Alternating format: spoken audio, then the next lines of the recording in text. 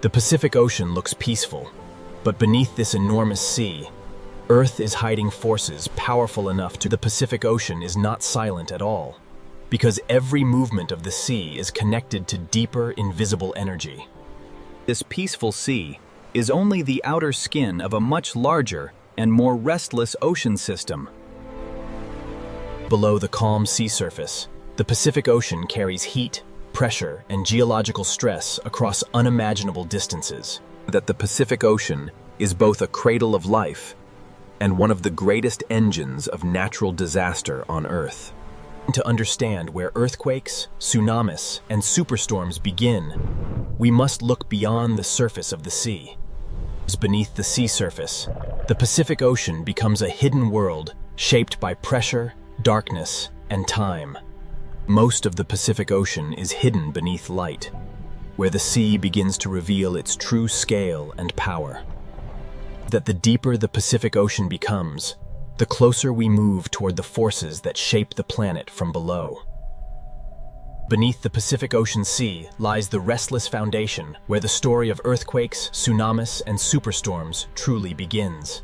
The Pacific Ocean seafloor is not a quiet, empty plain, but a vast, hidden landscape shaped by pressure, movement, and ancient force. Beneath this enormous ocean, the foundation of the Earth is cracked, folded, and constantly changing. These silent scars on the Pacific Ocean floor mark the places where immense geological stress can slowly build. The Pacific Ocean hides boundaries, where sections of Earth's crust press against one another in silence. Deep under the Pacific Ocean Sea, pressure does not disappear. It waits, gathers, and strengthens. Even the smallest movement in this deep ocean world can be the first sign of a much larger force awakening. That the Pacific Ocean contains some of the deepest and most active geological regions on the planet. That the deeper the Pacific Ocean becomes, the more it reveals a world where stillness can hide enormous danger. Earthquakes in the Pacific Ocean begin when stored pressure finally overcomes the strength of rock. Beneath the Pacific Ocean Sea, the first quiet signs of a future earthquake may already be beginning. The Pacific Ocean often gives its first warning deep below the sea, long before anything changes at the surface. Beneath the Pacific Ocean Sea, pressure can remain trapped for centuries before releasing in a single violent moment. The Pacific Ocean rests on moving plates, and where those plates lock together, invisible energy begins to accumulate. This deep-sea silence is deceptive, because the Pacific Ocean floor is slowly storing the force that can shake entire coastlines. When rock beneath the Pacific Ocean can no longer hold against pressure, the stored energy begins to search for release. Trenches beneath the Pacific Ocean mark places where one plate may be forced beneath another, creating some of Earth's most powerful seismic zones. In the Pacific Ocean, the greatest disasters often begin with movements so deep that the surface sea remains unaware. Every layer of rock beneath the Pacific Ocean carries a record of collisions, ruptures, and pressure built over geological time. An earthquake beneath the Pacific Ocean does not begin as a single image, but as a chain of stress, resistance, and sudden release. Beneath the Pacific Ocean Sea, calm is never proof of safety, because the next movement may begin without warning. The Pacific Ocean can return to silence, even when the forces beneath the sea have not disappeared. Under this sea, stillness is only a pause between movements of the Earth. Every fracture beneath the Pacific Ocean is part of a larger system that links deep geology to the sea above. The Pacific Ocean hides an enormous architecture of stress, where pressure can travel across the ocean floor without being seen at the surface. When the seafloor moves, the entire Pacific Ocean above it becomes part of the transfer of energy. The ocean does not need to break open violently to carry danger. Sometimes the first signal is a silent movement through water. Energy born under the Pacific Ocean can move upward and outward through the sea long before the world recognizes its power. The Pacific Ocean is a bridge between the planet's inner force and the atmosphere that shapes storms above. This single ocean can carry energy from the seafloor into waves, from warm water into clouds, and from silence into catastrophe. The Pacific Ocean is never only what we see on the surface, because beneath this sea, earthquakes may begin. The Pacific Ocean always returns to beauty on the surface, even when the deep sea below continues to hold the memory of pressure and movement. What happens beneath the Pacific Ocean may remain invisible, but its consequences can travel across the sea with unstoppable force. The Pacific Ocean is connected from its deepest trenches to its highest storm clouds. Beneath this sea, the earth can shake. Above this sea, storms can grow. And across this sea, the Pacific Ocean is not one story, but many forces moving together beneath one endless surface. Every calm ocean scene in the Pacific carries the possibility of sudden transformation. This opening journey has only revealed the first layer of the Pacific Ocean, because the deeper story begins where the seafloor meets the movement. To understand earthquakes beneath the Pacific Ocean, we must descend again into the places where tectonic plates collide, lock, and for the next part of this Pacific Ocean story, we'll enter the Ring of Fire, where the sea hides volcanoes, trenches, and earthquake zones. Powerful leaks fold. The Pacific Ocean is the silent giant of Earth, and beneath this vast sea begins the path toward earthquake. Beneath the Pacific Ocean Sea lies the Ring of Fire, a vast hidden boundary where the planet's crust is restless. Along the Pacific Ocean trenches, one tectonic plate can be forced beneath another, creating some of the strongest earthquakes the planet can produce. The Ring of Fire beneath the Pacific Ocean Sea is where pressure gathers, rocks resist, and the first hidden steps toward earthquake begin. Inside the Pacific Ocean Sea, the Ring of Fire is not a single place, but a vast chain of hidden collision zones wrapped around the ocean basin. These layers beneath the Pacific Ocean were shaped by millions of years of pressure, collision, eruption, and slow tectonic movement. Where tectonic plates meet beneath the Pacific Ocean Sea, the rock does not slide smoothly. It locks, bends, and stores force. This hidden resistance beneath the Pacific Ocean is what allows earthquake energy to build quietly over time. The Ring of Fire beneath the Pacific Ocean is a place where the surface of the planet is constantly being recycled, crushed, and reborn. Volcanoes beneath the Pacific Ocean reveal how closely fire and water exist together in this hidden world. Heat escaping from beneath the Pacific Ocean is another sign that the Earth below this sea is still intensely active. Beneath the Pacific Ocean Sea, tectonic plates do not move freely. They grind, resist, and lock against each other. When one plate is forced beneath another under the Pacific Ocean, the rock can bend under impossible pressure without breaking immediately.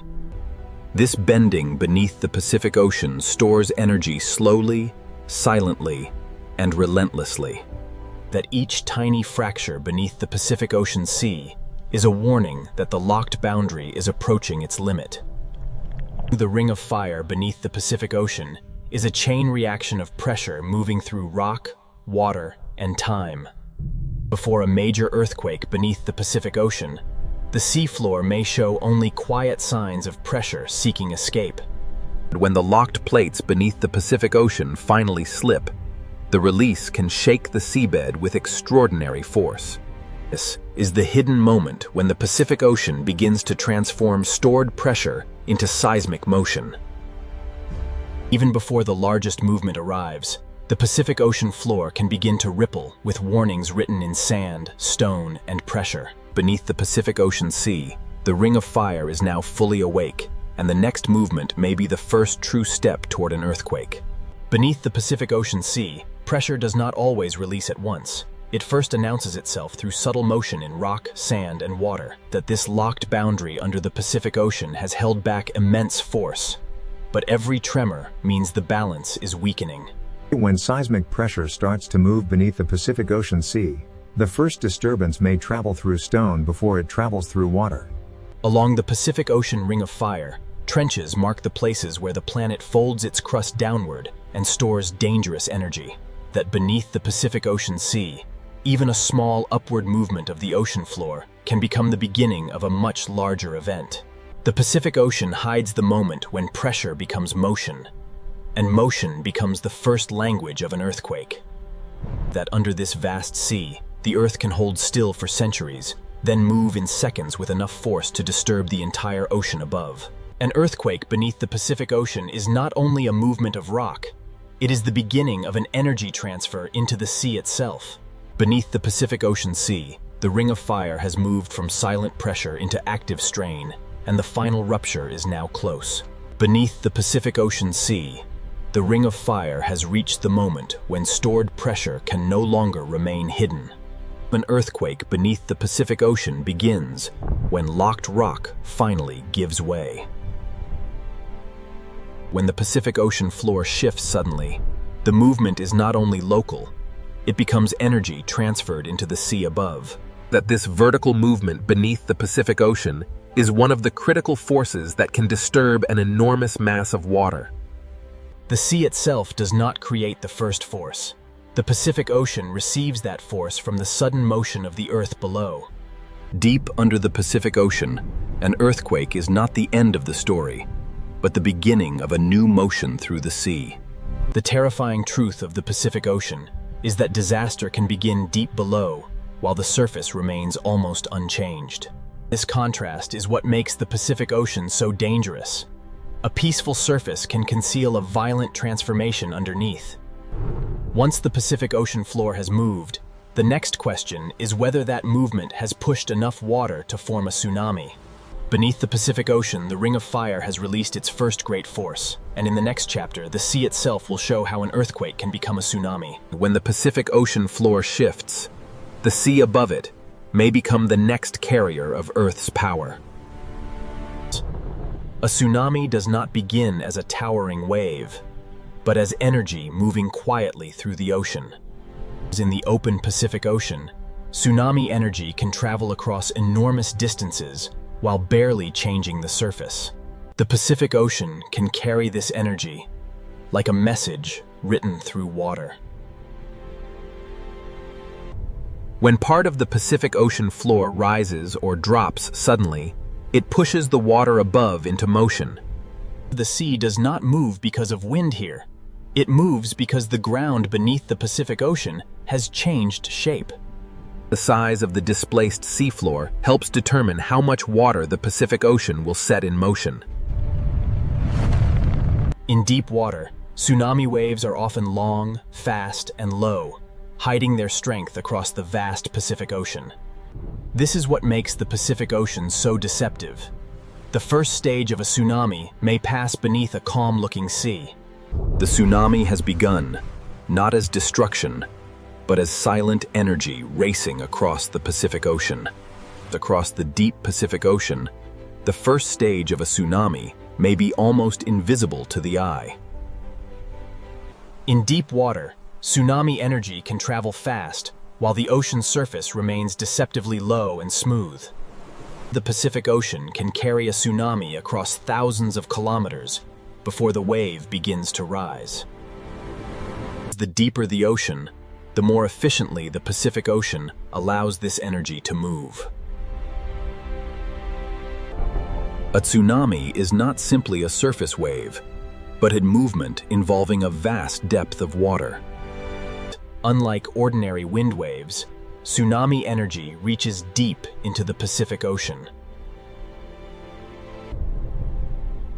The Pacific Ocean transforms the earthquake's sudden force into a traveling pulse of water. The Pacific Ocean can hide great danger inside motion, too broad and low to appear threatening. Only when this energy approaches shallower water will the Pacific Ocean begin to reveal its true power. The Pacific Ocean is carrying the wave toward shallower ground, where silence will begin to turn into height. The Pacific Ocean is now carrying the hidden force away from deep water and toward the place where the wave will begin to change. As the Pacific Ocean becomes shallower, the energy has less space to remain hidden. When tsunami energy reaches shallower parts of the Pacific Ocean, the wave begins to slow down. The wave loses speed, but it does not lose energy. The Pacific Ocean begins converting hidden horizontal motion into visible height. This is the transformation stage, when the Pacific Ocean begins to reveal the force that had been hidden across deep water. The shallower the Pacific Ocean becomes, the more the wave is forced upward. Below the surface, the Pacific Ocean is already moving with dangerous strength. A tsunami becomes most dangerous when the Pacific Ocean forces deep energy into shallow form. The Pacific Ocean has begun turning silent energy into a visible wall of water. The Pacific Ocean has now forced hidden deep water energy into a visible wave approaching shallow ground. Before the great surge arrives, the Pacific Ocean may first reveal its warning by withdrawing from the coast. This sudden retreat is not calm, but water being pulled into the growing force of the tsunami.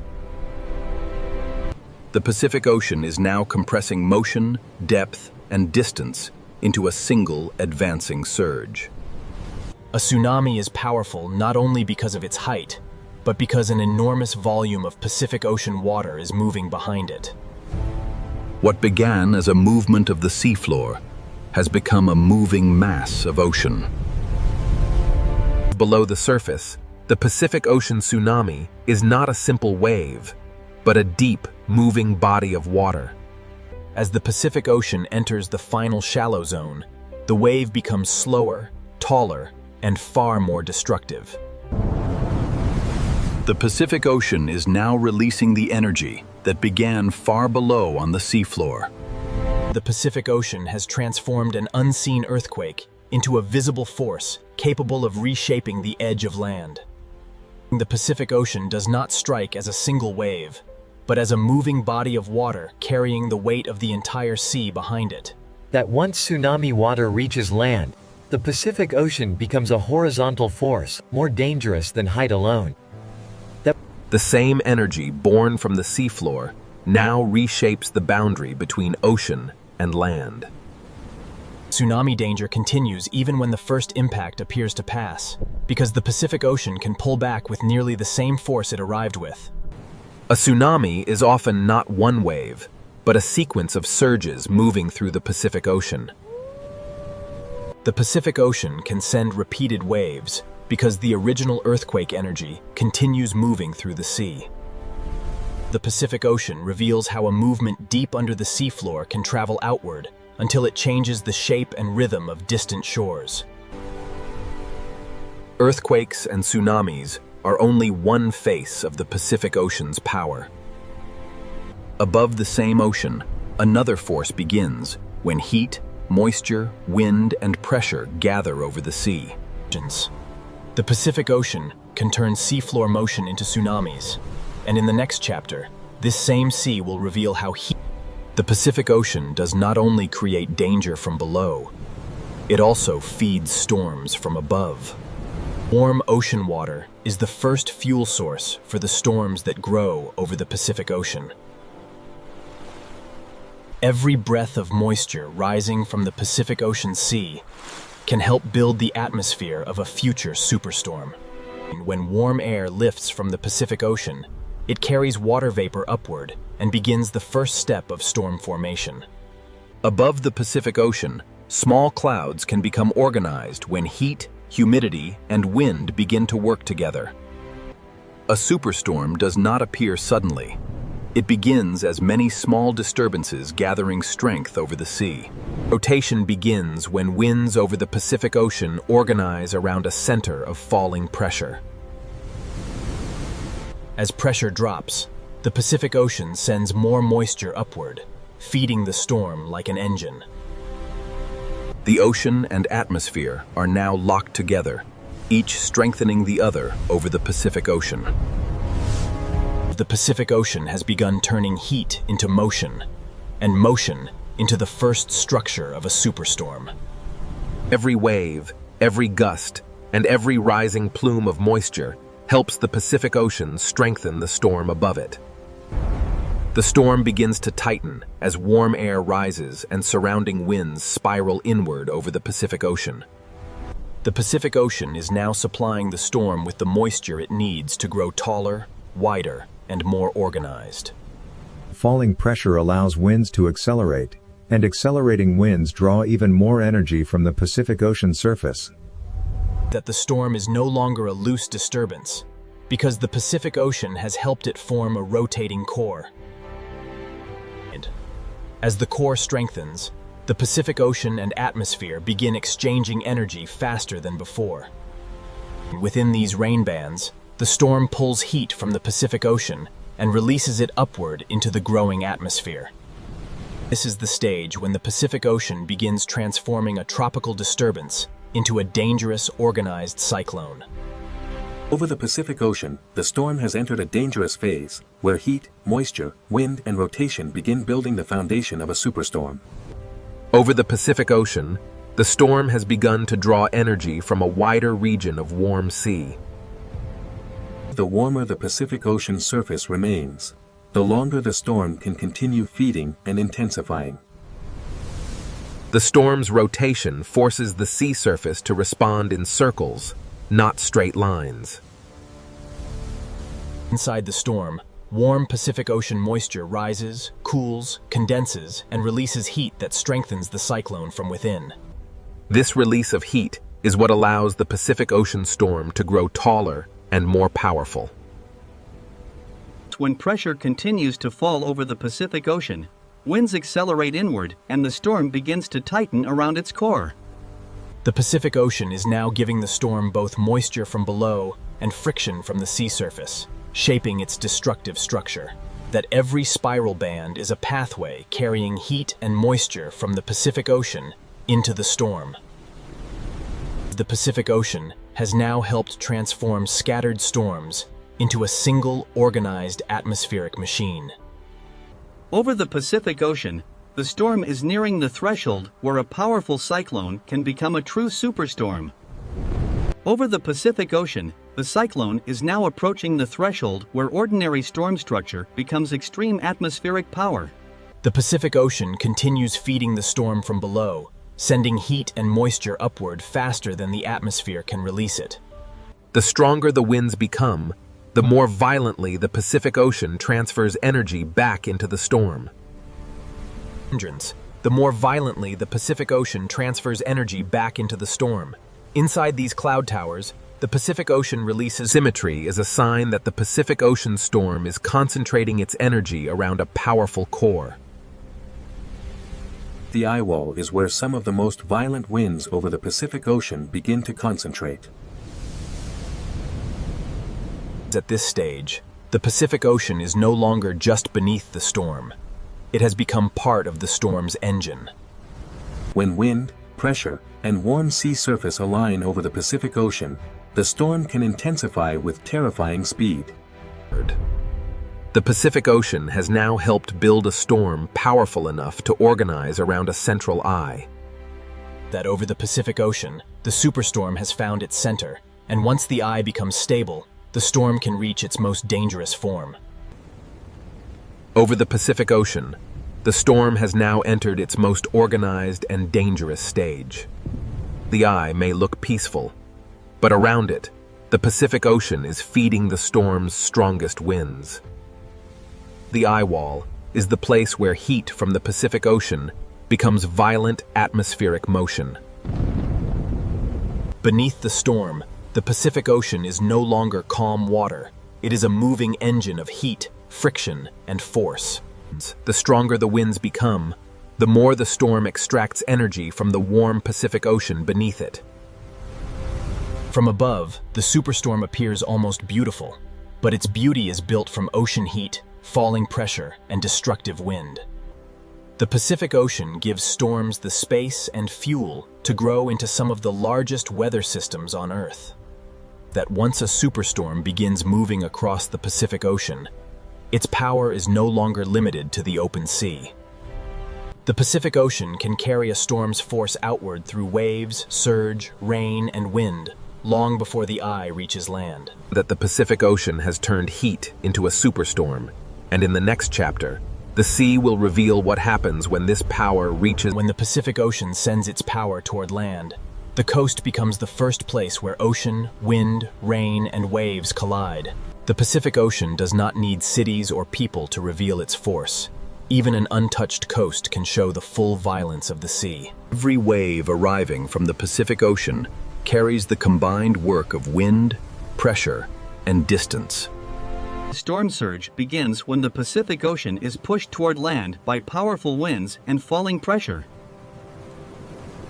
The coast is not facing a single wave, but an entire ocean surface being driven forward by the storm. Coastlines are shaped by countless moments like this, when the Pacific Ocean cuts, moves, and rebuilds the edge of land. Beneath the breaking waves, the Pacific Ocean is grinding the shoreline with force that cannot be seen from above. The Pacific Ocean does not strike once and stop. It sends wave after wave, until the coastline is transformed. That this is where the superstorm reveals its reach, turning ocean heat into coastal impact. The Pacific Ocean has carried the storm's power to the shore, and now the coastline must absorb the force of a restless sea. The coastline is now receiving the full combined force of Pacific Ocean waves, wind, rain, and storm surge. Every impact from the Pacific Ocean removes sand, loosens stone, and changes the shape of the shore. Cliffs may look permanent, but the Pacific Ocean carves them through countless storms, impacts, and returning tides. During a powerful storm, the sea does not simply touch the coast. The Pacific Ocean enters every weak point it can find. The force of the Pacific Ocean becomes even stronger when it is compressed into confined coastal spaces. The storm continues to send new waves across the Pacific Ocean faster than the coastline can recover. Storm surge is not a single dramatic moment, but a repeated rise of the Pacific Ocean over the land's edge. That the Pacific Ocean changes coastlines by repetition, not only by one catastrophic strike. After each wave, the shore is slightly different, because the Pacific Ocean removes, deposits, and rearranges everything it touches. The Pacific Ocean is not only attacking the coastline in this moment, it is rewriting the boundary between land and sea. The Pacific Ocean does not only arrive with force, it remains long enough to reshape everything fragile along the coast. Every channel carved by the Pacific Ocean becomes a temporary river of storm water flowing across the coast. Storm surge allows the Pacific Ocean to move beyond its normal edge and temporarily occupy the land. During a major storm, the Pacific Ocean can divide the coastline into shifting zones of impact, retreat, erosion, and return. Natural coastal wetlands can absorb part of the Pacific Ocean's force, but even they bend under repeated storm surge. These living edges can slow the sea, but they cannot stop the Pacific Ocean when a superstorm pushes water relentlessly inland. The coastline is not a fixed line during a storm. It becomes a changing zone where the Pacific Ocean and land overlap. Each new wave from the Pacific Ocean arrives over a coastline already altered by the waves before it. The Pacific Ocean becomes most effective at reshaping land when surge, waves, runoff, and retreating currents work together. The Pacific Ocean has turned the coast into a living record of impact, where every wave leaves evidence of the storm's power. Every mark left by the Pacific Ocean is evidence of energy traveling from deep water to fragile land. Storm surge turns the meeting point between land and sea into a moving frontier. On a storm coast, the Pacific Ocean moves in both directions at once, pushing inland and pulling the shoreline back toward the sea. That erosion is often created by this repealed exchange, as the Pacific Ocean removes material with each retreat and returns with new force. This is how the Pacific Ocean amplifies its own impact, using earlier damage to carry later waves farther inland. Below the surface, the Pacific Ocean is grinding, lifting, sorting, and carrying pieces of the coast with every pulse. The Pacific Ocean leaves behind patterns that show where water climbed, where currents turned, and where the land gave way. The Pacific Ocean is both destroyer and sculptor, breaking the coast apart while shaping the next version of the shoreline. The Pacific Ocean is both destroyer and sculptor, breaking the coast apart while shaping the next version of the shoreline. Every retreating flow carries pieces of the coastline back into the Pacific Ocean. Cliffs resist the Pacific Ocean for centuries, yet every storm removes another invisible layer. After the strongest impact, the Pacific Ocean continues working through smaller movements that still alter the land. Natural coastlines recover slowly, but the Pacific Ocean always leaves behind evidence of where its power reached. That the coastline records the storm in patterns, showing where the Pacific Ocean pushed hardest and where the land yielded.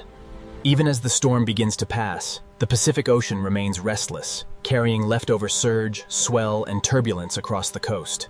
The Pacific Ocean can appear to calm quickly, but the energy of a storm continues moving through waves long after the sky begins to clear. The Pacific Ocean does not separate earthquakes, tsunamis, storms, and coastlines.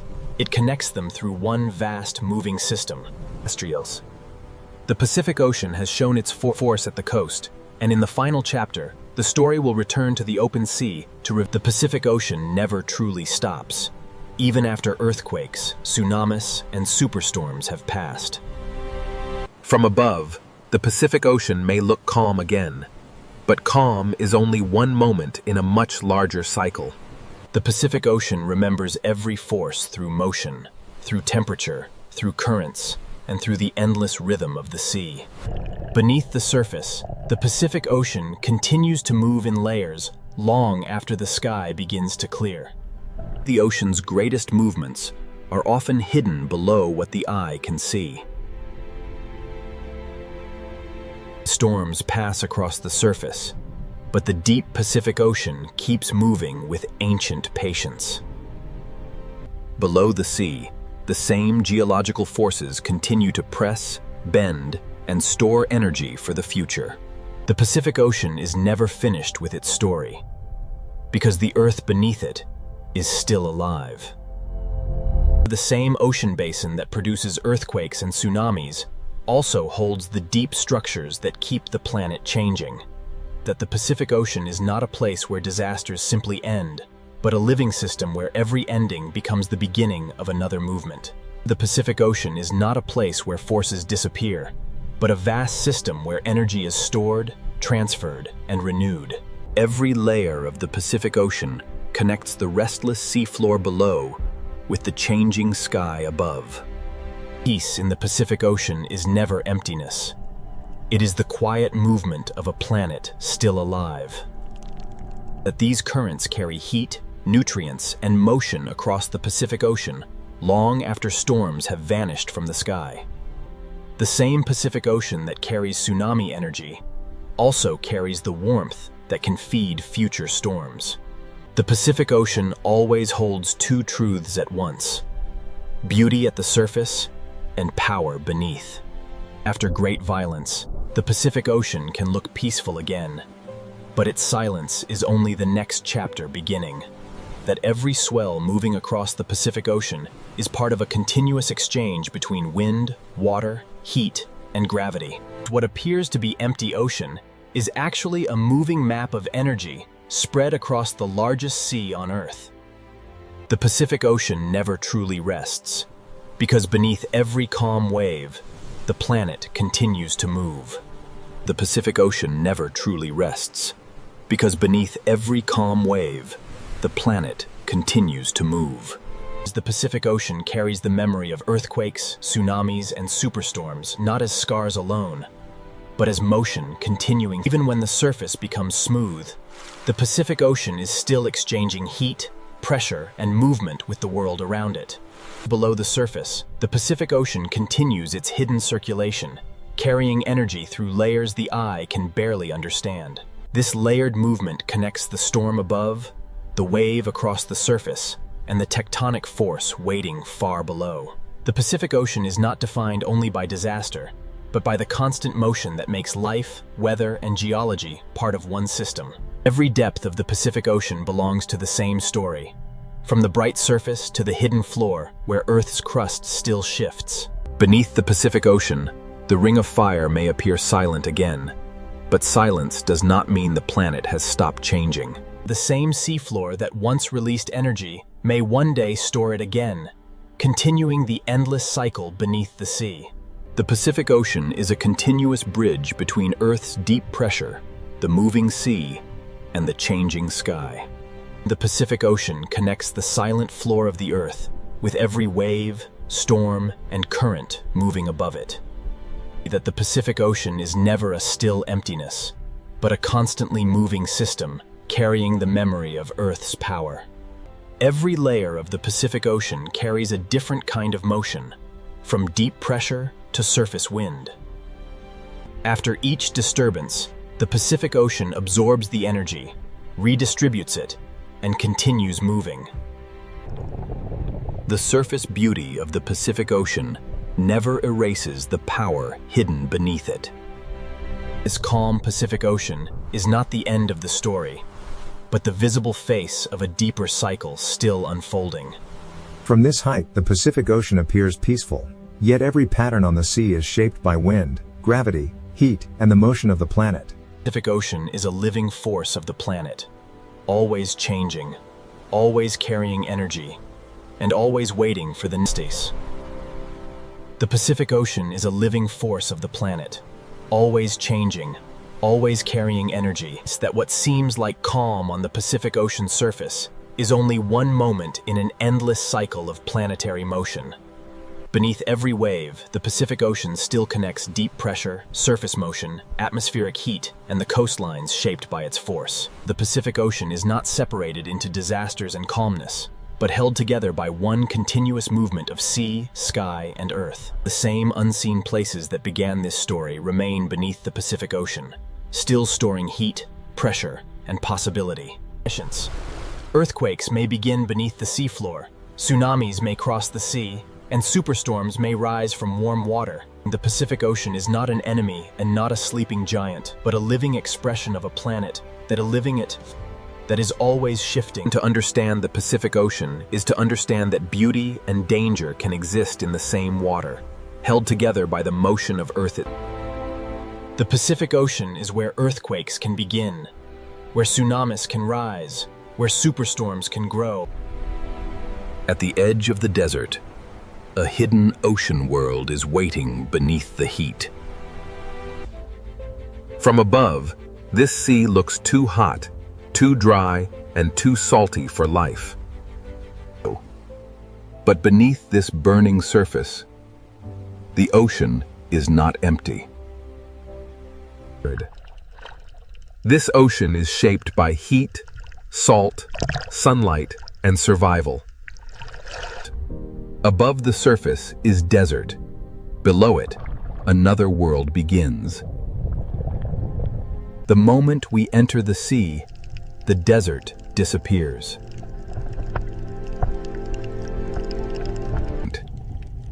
Here, the ocean becomes a city of color, shelter, and movement. Every corner of this sea gives life a place to hide, feed, and survive. In this ocean, survival often begins by moving together. This is the mystery of the Red Sea. How does life flourish in a hot and salty ocean? To answer that mystery, we must look closer at how this ocean builds life from hardship. The reef survives because each tiny organism plays a role in the ocean's larger design. In this ocean, survival begins with finding protection before danger arrives. The open ocean gives them space, but the reef gives them safety. Alone, each fish is fragile. Together, they become harder for the ocean's hunters to break.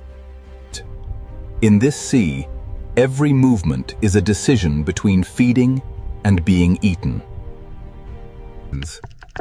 The reef is more than beauty. It is a fortress built by life itself. After every moment of danger, the ocean returns to its quiet rhythm. Some creatures survive this ocean not by strength, but through ancient partnerships.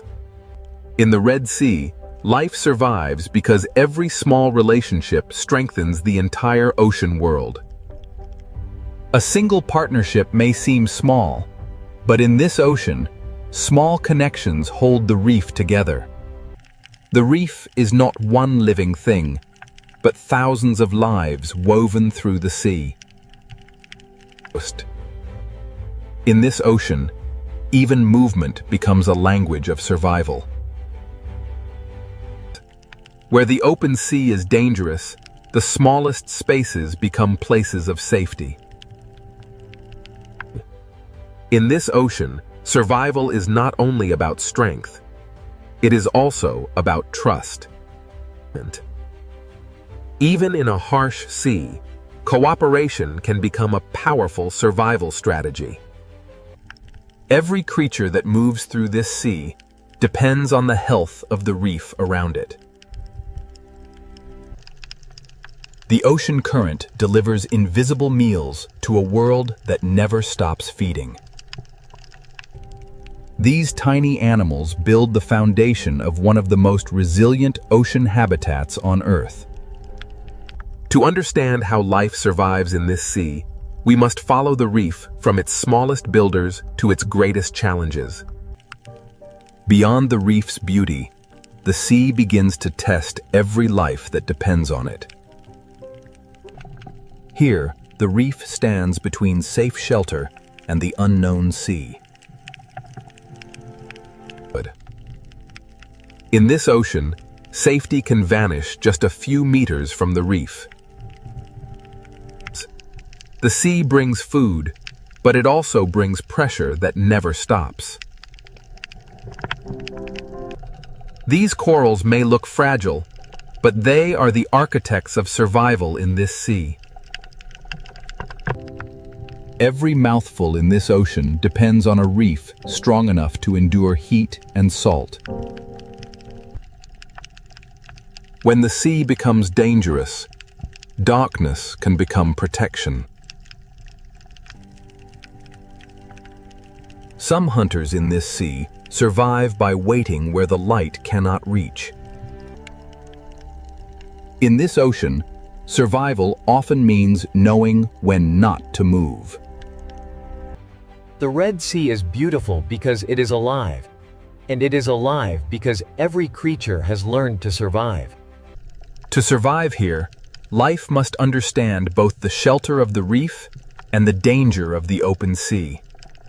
Ancient travelers crossed this ocean by instinct, moving through heat, salt, and shifting currents. For some creatures, survival means remembering roots the ocean has held for generations. Others survive this sea by disappearing into the world around them.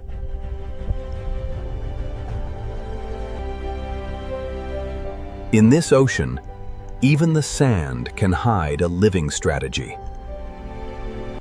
Every part of this sea offers a different way to stay alive. Predators are not outsiders here. They are part of the balance that shapes the ocean. In this ocean, fear is not chaos. It is information that keeps life moving. The Red Sea is not simply beautiful. It is a test that every living thing must answer. To understand how life survives here, we must first understand the sea itself, its heat, its salt, and its unforgiving power. To understand life in this ocean, we must first understand the heat pressing down from above. This sea receives sunlight with almost no shadow to soften its power. Around this ocean, the land is dry, and freshwater is rare. With little river water entering the sea, salt remains behind. Every day, the sun pulls water upward, but the salt stays in the ocean. This is why the Red Sea becomes saltier than many other ocean waters. For marine life, this salt is not just a background, it is a constant challenge. In shallow water, heat and light can become as powerful as any predator. Here, even shade can be a survival tool.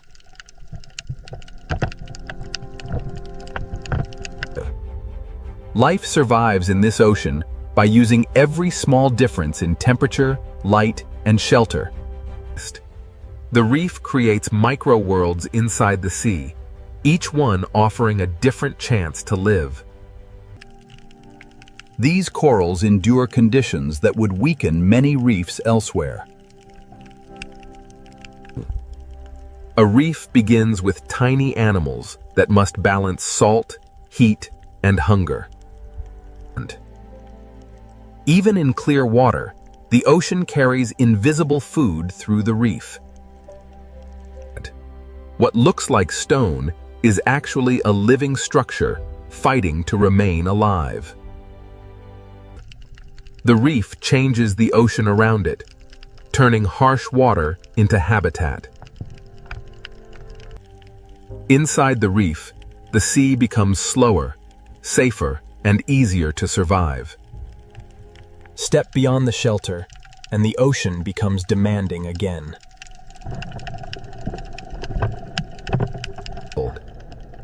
Every second in this ocean requires energy, balance, and adaptation. In this sea, the reef is not only a home, it is protection from the ocean itself. Every breath in this ocean must manage salt, oxygen, and heat. Small choices help life survive in a sea that never stops testing it. The surface may look calm, but it controls the world below.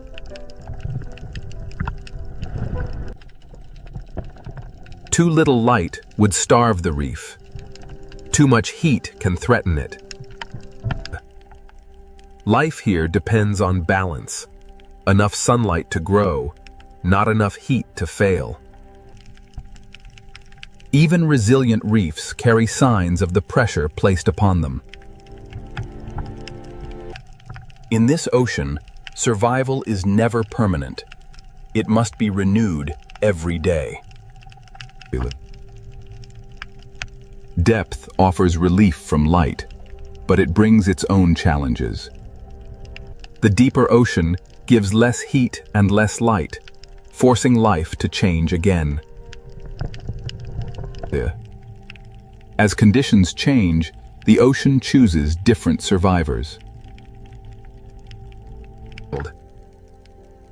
In this ocean, some creatures survive by turning beauty into defense. Warning colors are another language written into the ocean. The Red Sea is not one environment, but a staircase of changing conditions.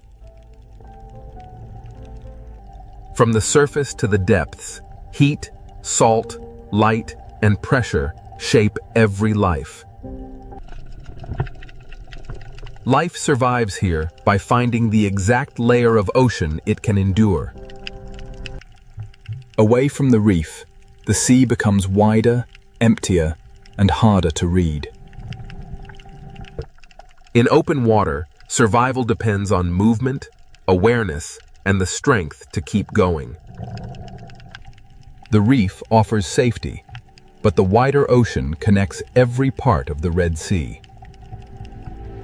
Now that we understand the seal's heat and salt, we can enter the reef itself, where survival becomes a living city. The reef creates micro-worlds inside the sea, each one offering a different chance to live. A reef begins with tiny animals that must balance salt, heat, and hunger. A reef begins with tiny animals that must balance salt, heat, and hunger. Even in clear water, the ocean carries invisible food through the reef. What looks like stone is actually a living structure fighting to remain alive. The reef changes the ocean around it, turning harsh water into habitat. Inside the reef, the sea becomes slower, safer, and easier to survive. Step beyond the shelter, and the ocean becomes demanding again.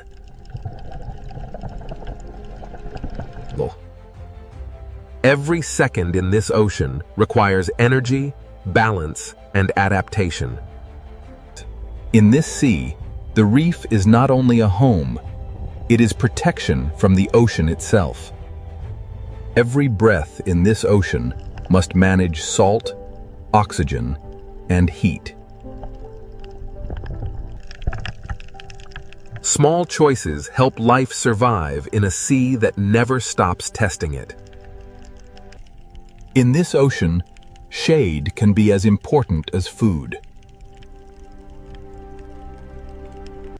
The surface may look calm, but it controls the world below. Too little light would starve the reef. Too much heat can threaten it. Life here depends on balance. Enough sunlight to grow, not enough heat to fail.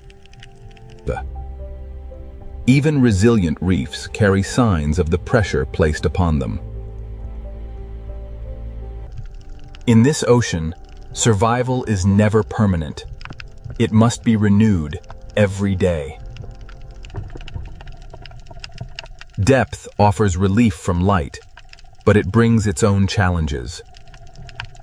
The deeper ocean gives less heat and less light, forcing life to change again. As conditions change, the ocean chooses different survivors. Here, life becomes quieter, slower, and harder to find.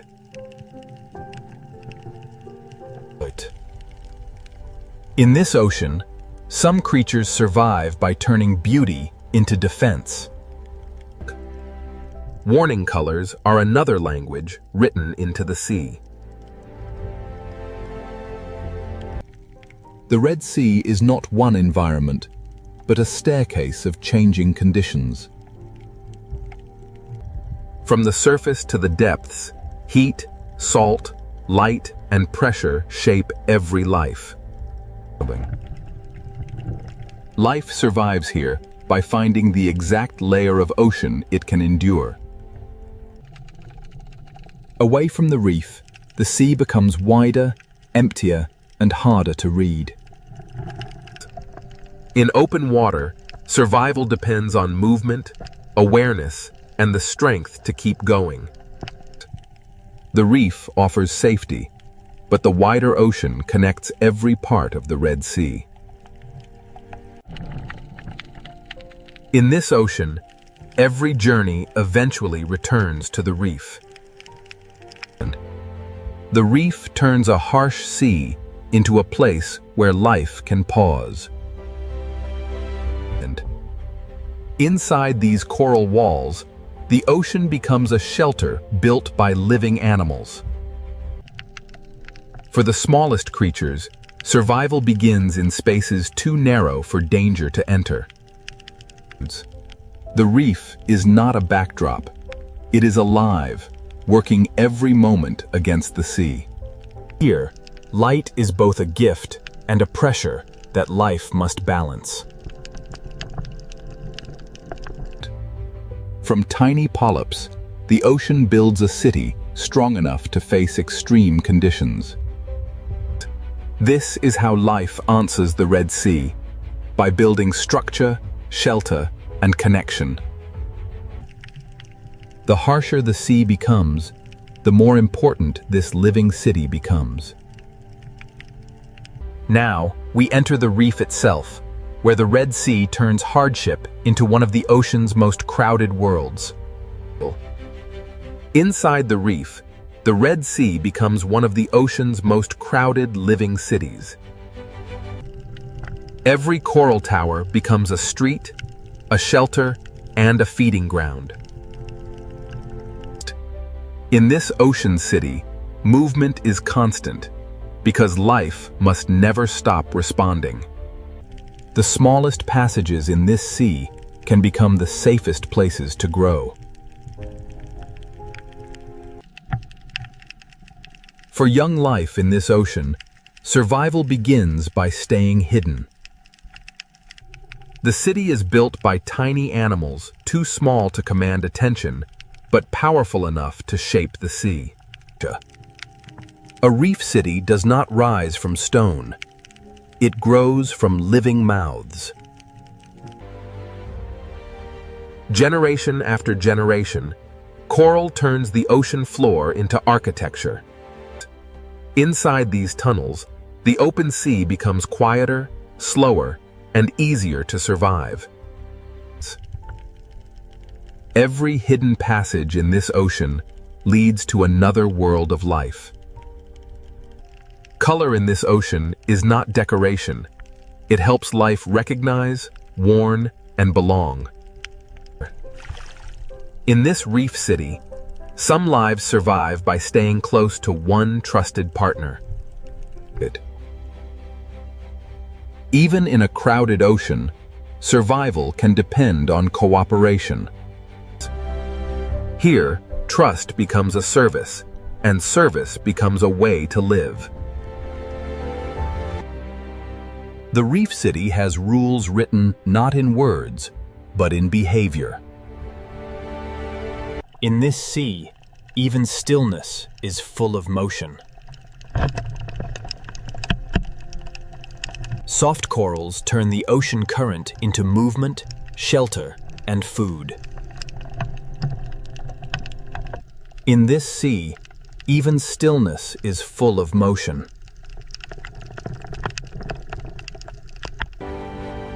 Above the reef, thousands of small bodies become one protective shape. In this ocean, survival can be found in numbers, speed, and perfect timing. A reef city is full of life, but every open space carries risk. The reef does not remove danger. It gives life places to escape. After danger passes, the ocean city returns to its quiet work. Beneath the fish, another layer of the city works close to the ground. The reef survives because even the smallest cleaners remove, recycle, and reuse. Life on the reef is not always fast. Some survival happens slowly, close to the seafloor. Even the open sand between corals becomes part of the city. A home in this ocean may be a coral tower, a tunnel, or a hole in the sand.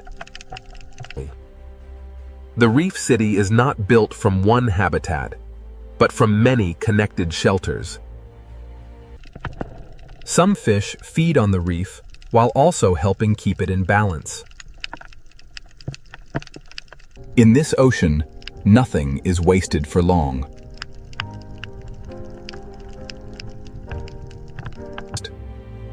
A crowded city survives when each life finds its own place and purpose.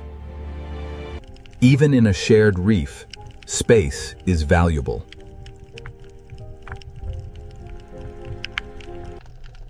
In this ocean, survival can depend on defending a space no larger than a hand. Some homes in this ocean are not made of stone, but of living protection. Partnership allows fragile lives to survive in a sea filled with risk. The reef survives because thousands of relationships strengthen the whole ocean world. The current connects every street of this underwater city.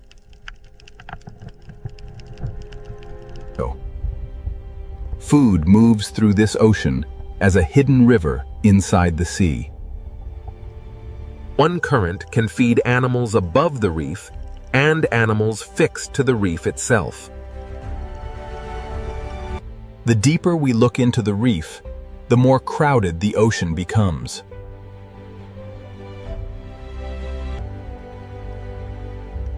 In this ocean city, disguise can be as powerful as speed. To survive here, some creatures become part of the landscape.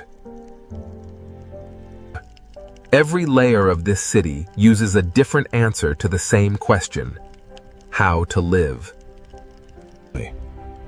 As light changes, the rhythm of the reef city begins to change with it. In this ocean, every change in light signals a change in behavior. The reef city never truly stops.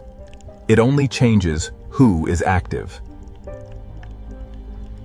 Crowded, connected, and constantly changing, this reef is the Red Sea's answer to hardship. This living city shows how life survives in heat and salt, by becoming connected. But every city has borders, and beyond the reef, survival becomes more dangerous. To understand this ocean fully, we must now follow the hunters, the hunted, and the fragile chain that keeps everything alive. At the edge of the reef, the Red Sea reveals another side of survival. Here, open water gives freedom, but it also removes protection.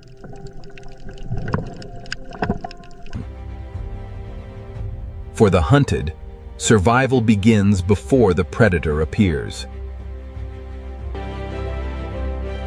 Together, thousands of small lives can confuse a hunter's eyes.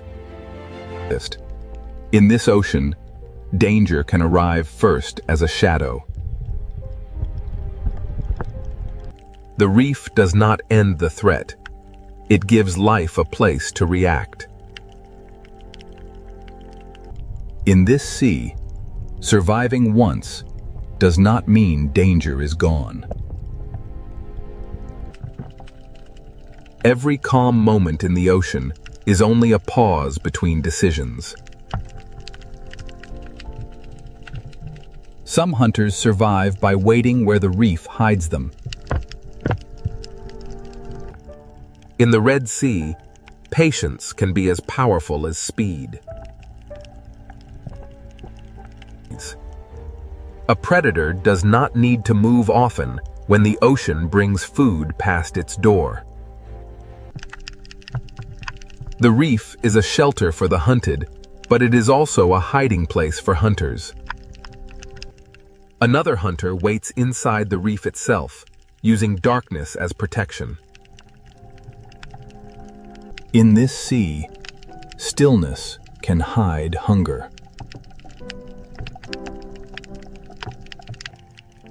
Above the hidden hunters, the reef continues to pulse with life. Some predators do not hide their danger. They display it.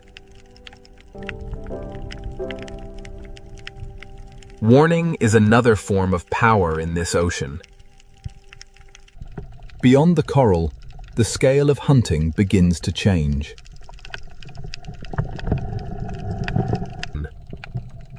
The open ocean often looks empty before it reveals what is moving through it. The shark enters not as a monster, but as part of the ocean's balance. A predator's presence changes the behavior of everything around it. Fear is not chaos here. It is information that keeps life alive. When the predator passes, the reef does not forget. it resets. Life in this ocean survives by returning to motion again and again. Not every survivor in this sea depends on speed. On the ocean floor, invisibility can be the safest defense. Some animals survive by becoming almost invisible until movement is necessary. In the Red Sea, one creature's path can open food for another. The food chain is not a straight line. It is a web moving through the whole ocean. Even leftovers become energy in a sea where nothing can be wasted. In this ocean, a shadow can change everything.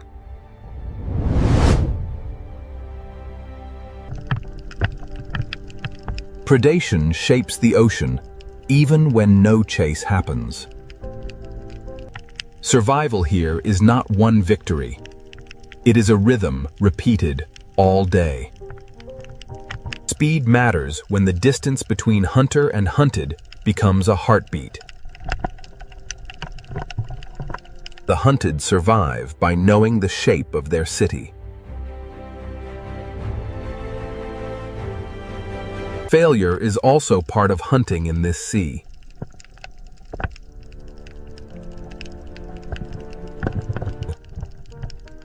The ocean looks calm because every creature is constantly adjusting. Not every large animal in this ocean is a hunter. Survival also belongs to ancient travelers that cross the reef without rushing. Some lives survive by moving between worlds, carrying the reef's story into open water. The Red Sea food chain is not just about killing. It is about balance. Every layer of this ocean feeds another, protects another, or challenges another. Balance is held not by peace, but by constant pressure. The smallest lives keep the reef working, even while larger animals shape its fear. Food, fear, and movement connect this ocean more tightly than it first appears. The reef survives because every hunter, every prey, and every hidden cleaner has a place. This chain of survival begins on the reef, but it reaches far beyond it. To see how this ocean renews life, we must leave the hunters behind and follow the young into the shallows. Beyond the hunters, the Red Sea holds quieter places where life begins again. In the shallows, the ocean becomes gentler, but survival still requires shelter. Here, the Red Sea builds another kind of city, not from coral, but from grass. For young fish, each blade of seagrass can become a wall, a hiding place, and a beginning.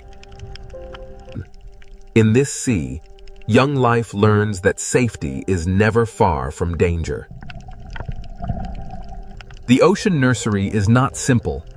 It is made of grass, sand, burrows, shadows, and instinct. Even in the nursery, the smallest workers keep the sea alive. This meadow protects life by slowing the water and breaking the view of hunters. The Red Sea does not renew itself only on reefs.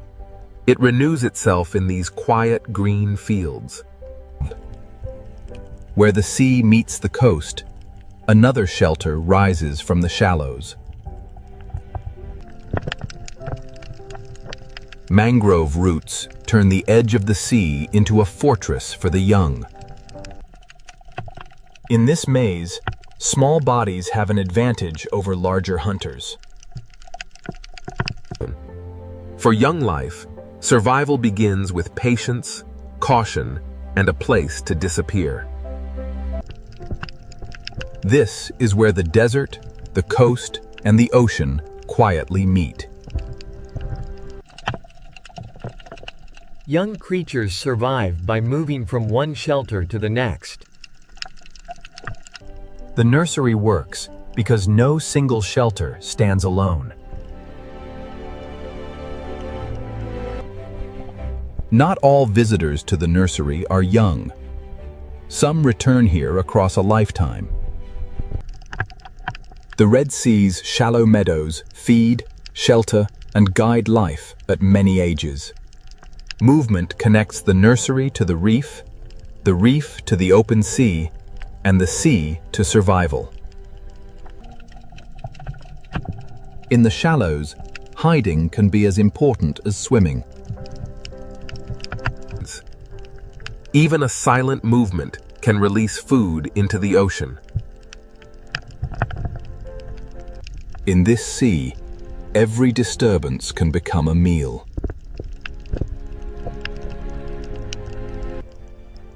The shallows may look quiet, but they are one of the ocean's busiest beginnings. For the young, the ocean is not yet a wide world. It is a narrow shelter. The nursery protects life not by removing danger, but by giving the young places to vanish. After danger passes, the nursery begins again. As young creatures grow, the path toward the reef begins to open.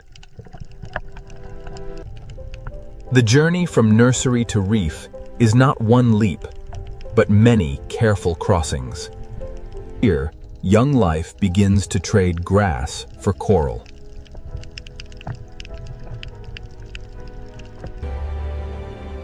Every small coral patch teaches the skills needed for the larger reef city. The Red Sea survives because its habitats are connected, each one preparing life for the next. Roots, grass, sand, and coral are not separate worlds. They are one coastal ocean network. The mangroves catch what the sea carries and turn it into shelter and food. At the edge of the sea, fallen life becomes food for new life.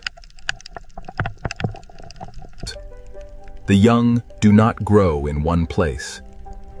They move through a chain of protection. Every crossing teaches the young how to read the sea. When the young reach coral, they enter a world more crowded, more complex, and more dangerous. The nursery does not stand apart from the reef. It feeds the reef with new life. Life survives here because the sea gives it more than one chance to grow. This is how the Red Sea renews itself, through connected habitats that protect the next generation. But the Red Sea is not only shallow nurseries and sunlit reefs. Beyond the nurseries, the ocean drops away into places far less understood.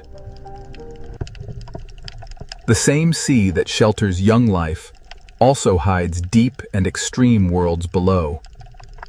To complete the story of survival, we must now leave the sunlight and follow the Red Sea into its hidden depths.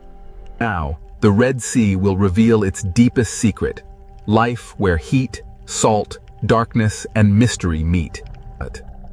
This water is so salty and dense that it rests beneath the ocean like a hidden lake. Life survives here by cooperating when strength alone is not enough. Life survives here through partnerships older than memory. Life survives here by building shelter where the sea is harsh.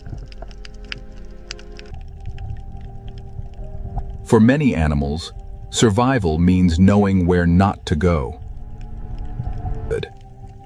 In the deep sea, distance from danger can be the difference between life and death.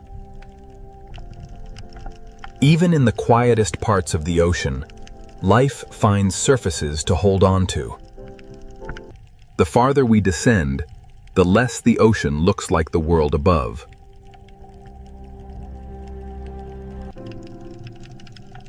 Some of the smallest lives may be the strongest survivors in the Red Sea. Here, survival is not abundance. It is endurance. Life survives here by moving together when danger is near. Here, survival may mean surrendering to the movement of the sea. At the bottom, the Red Sea becomes another world entirely. This deep ocean is not crowded like the Reef, but it is not lifeless. Around these extreme pools, life must adapt to chemistry that would overwhelm many creatures. The Red Sea teaches that life can shrink, hide, and change rather than disappear. Even here, far below the reef, life depends on the ocean above. As light returns, the ocean becomes crowded once more. Survival here is not one strategy, but many strategies layered together. Food from above sinks slowly through the sea, carrying energy into darkness. They do not need coral towers, sunlight, or open water. They survive where conditions become extreme. At this boundary, the ocean separates into layers that many animals cannot cross. Every layer of this ocean holds a different answer to the same challenge. Even in this dark ocean, life is still present, only smaller and harder to see. Here, salt is no longer just a challenge. It becomes a boundary of life. Now, the Red Sea carries us away from sunlight and into its hidden depths.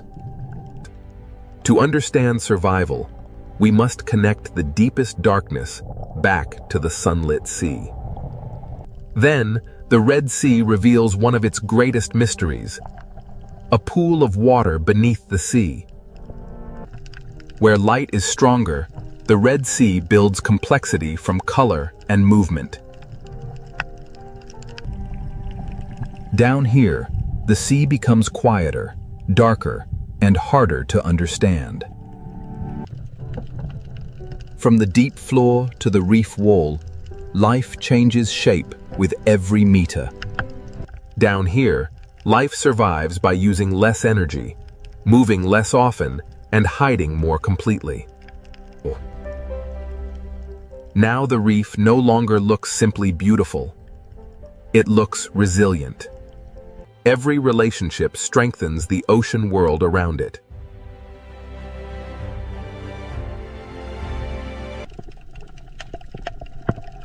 Life survives here because the reef is renewed by the shallows.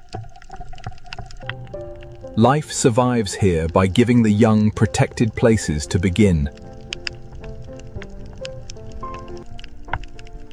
Life survives here because habitats are connected, not isolated. At the edge of the desert, the ocean protects its future.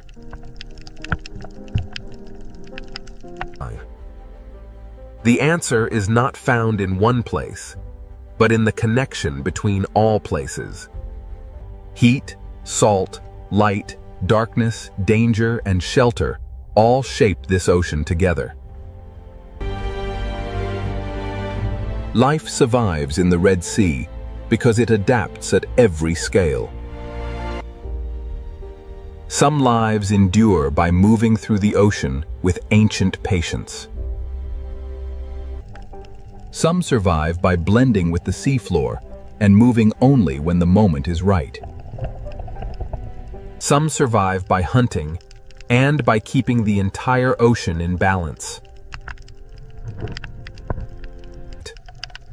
The Red Sea is alive because every creature responds, adjusts, and continues. This is how life survives in a hot and salty sea, not alone, but connected. What looked impossible from above becomes extraordinary beneath the surface. The Red Sea is not life in comfort. It is life shaped by challenge. Above, the desert is silent. Below, the ocean continues to live. The Red Sea survives because life here has learned to use every layer of the ocean. Heat does not end the story. Salt does not end the story. Life finds a way through both. From above, the ocean seems peaceful, but beneath this endless sea lies a wild kingdom ruled by hunters. The deeper we enter the ocean, the more the sea reveals a world where every movement can mean survival or death. In the ocean, beauty and danger live side by side, because even the safest reef can become a hunting ground. Small fish survive in the ocean by becoming one body, because in the open sea, a single mistake can expose them to the hunter. In the ocean, prey often feel danger before they can see it, because the sea carries pressure, movement, and fear. Some ocean predators do not need to be giants. In the sea, speed, silence, and timing can be just as deadly. In the ocean, survival can depend on a gap in the reef, a turn of the current, or one moment of perfect stillness. Long before humans explored the ocean, sharks were already shaping the balance of the sea with silence, patience, and instinct. A shark does not rule the ocean through chaos, but through senses refined by millions of years beneath the sea. Beyond the reef, the ocean opens into a greater arena, where the sea gives no shelter and only the fastest hunters can survive. Out here in the open ocean, the sea belongs to creatures built for distance, speed, and relentless pursuit. In the ocean, speed is not only movement. In the sea, speed is survival, power, and control. Across the open sea, there are no walls, no caves, and no coral branches. Only speed can decide who escapes. When fear spreads through the ocean, prey gather into one shining shape, hoping the sea will hide the individual inside the crowd. In the ocean, every hunt is a battle between panic and precision, and the sea rewards the hunter that chooses the perfect moment. The surface of the ocean may look like escape, but in the sea, danger can attack from every direction. Some ocean predators do not rule by force alone. In the sea, intelligence can turn open water into a trap. In the ocean, teamwork can change the rules of the hunt, because one predator may chase, but many predators can control the sea. After every chase, the ocean becomes quiet again, but the silence of the sea is never empty. The ocean is not ruled by one kind of hunter, because the sea creates many forms of power, and each one claims its own territory. Not every hunter in the ocean chases across the open sea. Some wait where the ocean itself becomes a trap. In these narrow parts of the sea, the fastest creature does not always win. The one that understands the terrain may hold the power. In the ocean, patience can become a weapon, and a motionless hunter can be more dangerous than one in pursuit. A hunt in the ocean does not always begin with a chase. Sometimes it begins with silence, distance, and one mistake. In the sea, a single second can separate safety from capture, and after the strike, the ocean becomes quiet again. Some ocean predators do not patrol the open sea. They turn darkness inside the reef into a doorway for hunting. In the ocean, the line between home and hunting ground can be almost invisible. The ocean does not hide every threat in shadow. Sometimes the sea displays danger in color, shape, and stillness. In the ocean, survival is not always about being the largest. Sometimes it is about being impossible to attack. The ocean creates many kinds of predators, and each one rules only where its own strength becomes the perfect weapon. Even in the gentle corners of the ocean, the sea never stops testing the young, the weak, and the careless. In the ocean, safety is often temporary, because every hiding place can become a path for another hunter. Every ruler of the ocean begins as a survivor, learning how the sea moves, hides, and reveals life. The ocean teaches patience before power, because even predators must grow into their place in the sea. The ocean is not only a battlefield, the sea is a living balance where predator, prey, and wanderer share the same blue world. In the sea, calm does not mean safety. It only means the next movement has not yet begun. Where the reef ends and the open ocean begins, the sea changes its rules, and every creature must choose how far it dares to go. In the ocean, power is sometimes felt before it is seen, because the sea remembers the shape of danger. The farther we move from the reef, the more the ocean becomes a place of distance, pressure, and hidden strength. Some ocean predators seem shaped by another age, built to read the invisible signals of life moving through the sea. In the ocean, true power is not always loud. Sometimes the sea gives authority to those that move with perfect control. Every predator leaves a mark on the ocean, but the sea quickly hides its secrets again. Even in a sea of hunters, the ocean depends on moments of trust, pause, and delicate balance.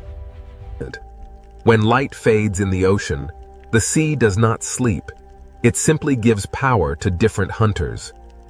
At dusk, the ocean becomes a world of outlines, where the sea favors hunters that can sense more than they can see. In darkness, the ocean speaks through vibration, scent, pressure, and flashes of light. Far below the sunlit ocean, the sea creates hunters shaped by darkness, pressure, and patience. Some ocean rulers live so far from the surface that the sea allows us to know them only through shadows.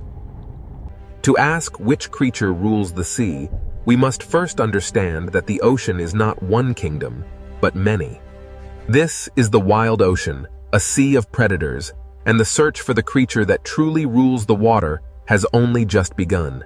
Now the ocean opens into a world ruled by speed, where every second can decide who lives and who becomes the next meal. In the open sea, protection disappears, and the ocean belongs to creatures built to chase across the blue. Among the ocean's speed hunters, tuna are built for endurance, crossing the sea with power that almost never rests. The ocean does not only reward the strongest body, the sea rewards the body that can turn energy into endless motion. In the ocean, speed becomes strategy when many hunters move as one force through the sea. When prey gather in the ocean, the sea turns fear into shape, and every predator searches for the weakest opening. In the open ocean, a bait ball is not safety. It is a signal that the hunt has entered its most dangerous stage. The ocean measures speed not only by how fast a hunter moves, but by how quickly it can change direction when the prey changes the story.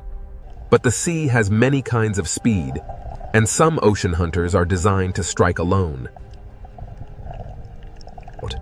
A sailfish moves through the ocean like a blade of speed, turning the sea itself into a path of attack. In the ocean, some predators use speed like a tool, not only to chase, but to cut, turn, and confuse. The sea rewards the hunter that can read the movement of 1,000 fish and find the one mistake inside the crowd. In the open ocean, escape is not a place, escape is a direction, and the hunter must close that direction before the prey finds it. Beyond the flash of the sailfish, the ocean holds another kind of speed, heavier, colder, and more explosive. The mako shark is one of the Kaio pure speed hunters, built to turn muscle into explosive motion beneath the sea. In the ocean, speed without control is wasted, and the true hunter must move fast and decide faster. A single burst across the ocean can change the shape of the entire school, even when the strike itself is over in a heartbeat. Sometimes the pressure of the ocean becomes so great that prey must leave the sea for a few seconds of hope. But the ocean always waits below, and every return to the sea brings the chase back into motion. But in the ocean, beauty can move with astonishing speed, and color can belong to a hunter as much as to the reef. Open ocean hunters must read light as much as movement, because in the sea, a flash of silver can reveal the path of prey. The open ocean is not empty. The sea is layered with hunters, each one built for a different kind of pursuit.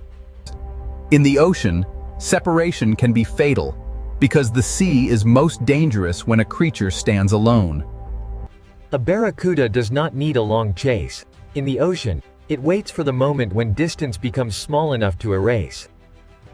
In the sea, straight-line speed can become a weapon when the predator knows exactly where the prey must turn next. But in the ocean, speed becomes even more powerful when it is guided by memory, sound, and teamwork. These ocean hunters do not simply follow prey. They shape the sea around it until escape becomes harder. In the ocean, teamwork can turn empty water into invisible walls. The sea does not give power to one design alone. The ocean creates many answers to the same hunger. Even in the open ocean, the sea has hidden roads, and predators learn where life gathers. A hunter in the ocean must understand water, because the sea decides where food moves before the predator ever arrives. When millions of small fish move through the ocean, the sea becomes a signal that calls hunters from every direction. In the ocean, a school survives by turning together, but the larger the school becomes, the more hunters it attracts. The ocean's greatest hunts often begin when many predators follow the same signal of fear. Here, speed rules the sea for a moment, but speed alone cannot explain the full power of the ocean. The ocean can turn from chaos to silence in seconds, and the sea keeps no witness for long. But below the speed of the open ocean, another kind of predator waits, older, quieter, and shaped by time. The fastest hunters may dominate the moment, but the ocean also belongs to predators that have survived for millions of years. Some ocean predators do not need to chase every movement, because their power lies in sensing when the sea is ready. Speed may rule the open ocean, but it is only one answer in the sea's long history of predators. The ocean demands balance from every hunter, because the sea punishes wasted energy as quickly as missed opportunity. To live by speed in the ocean is to live in constant motion, always chasing the next signal of life across the sea. The open sea has shown us hunters of speed, but the ocean's oldest predators are still waiting in the deeper blue. Long before speed ruled the open ocean, sharks were already mastering the sea through silence, senses, and survival.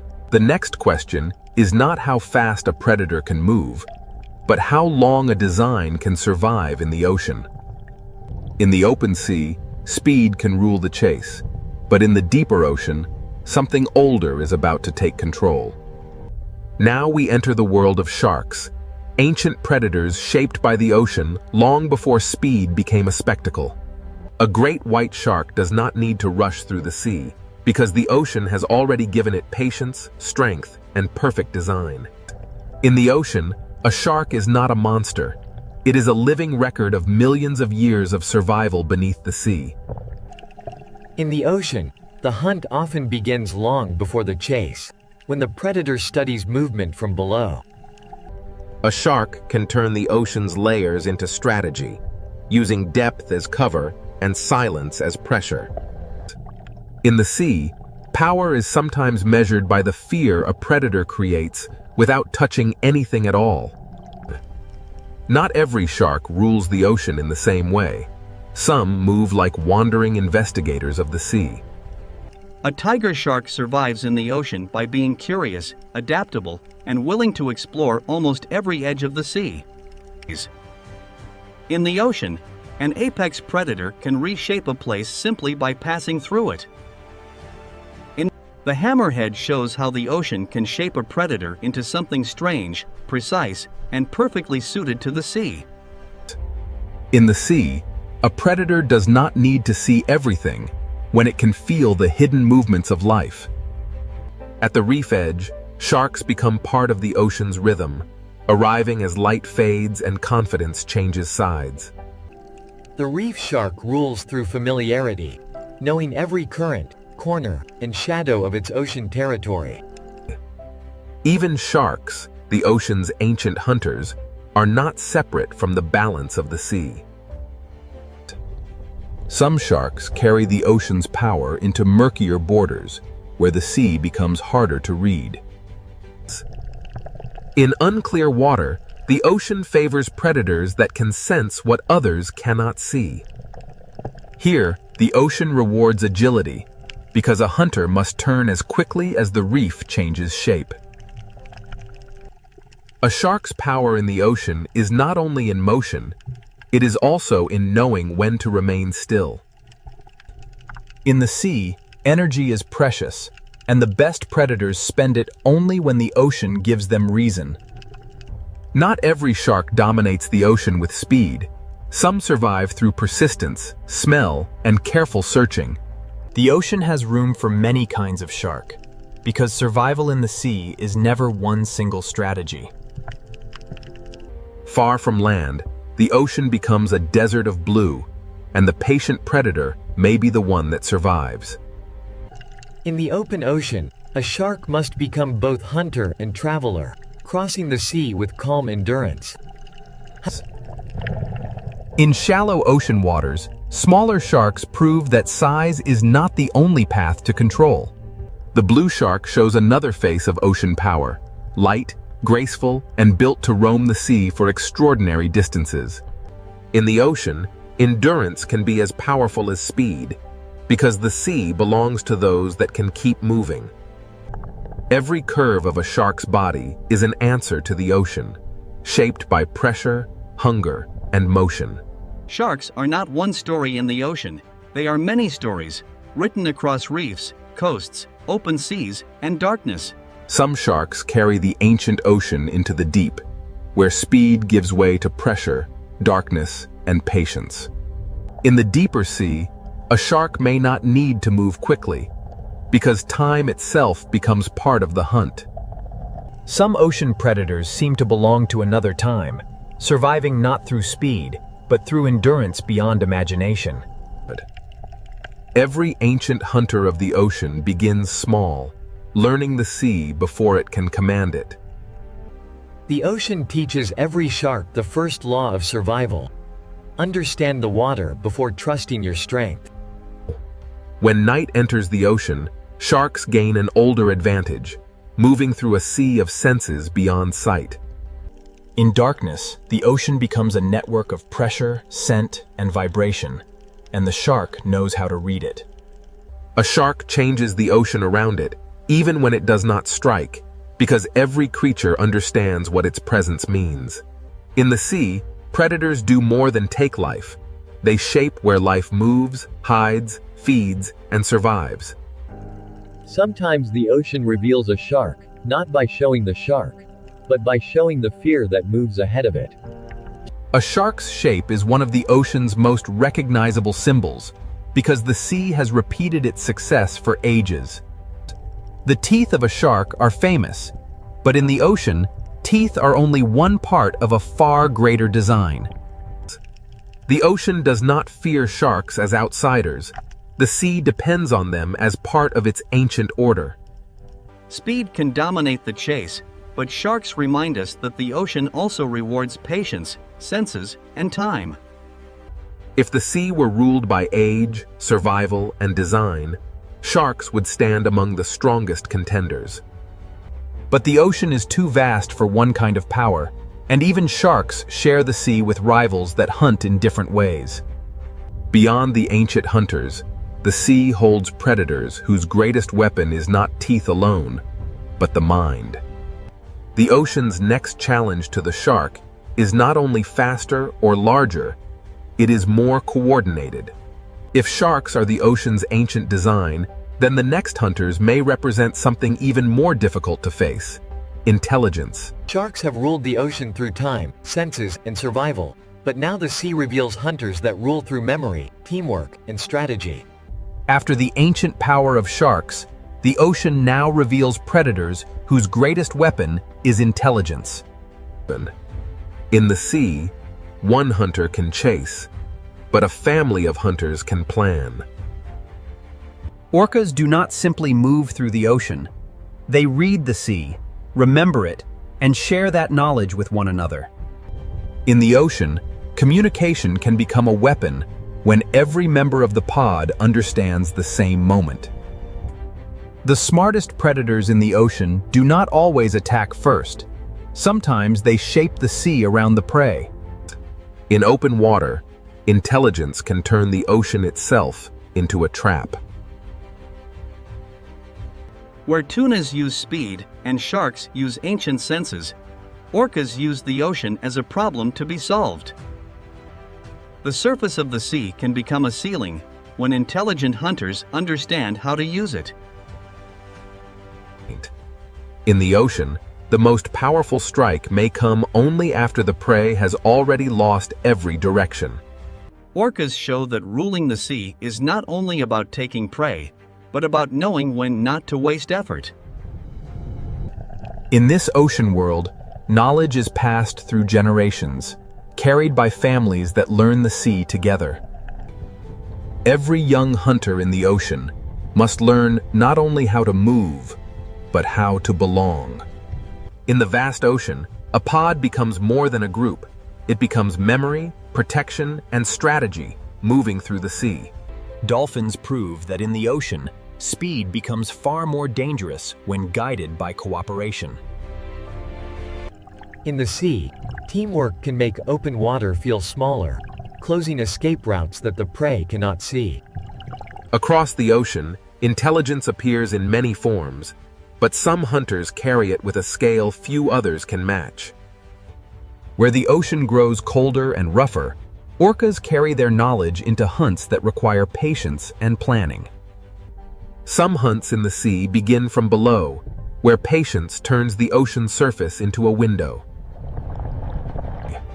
The strength of a pod is not only in each body, but in the way every body understands the plan. In the ocean, intelligence can strike through timing, making one shared movement stronger than 100 separate chases. After the hunt, the pod returns to order, because in the sea, survival depends on unity beyond the moment of attack.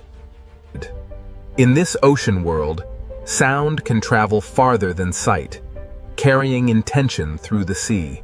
Intelligent hunters do not only watch prey, they watch the ocean itself, because the sea decides where life gathers. To rule a moment in the ocean, a predator must understand not only the prey, but the water that carries it.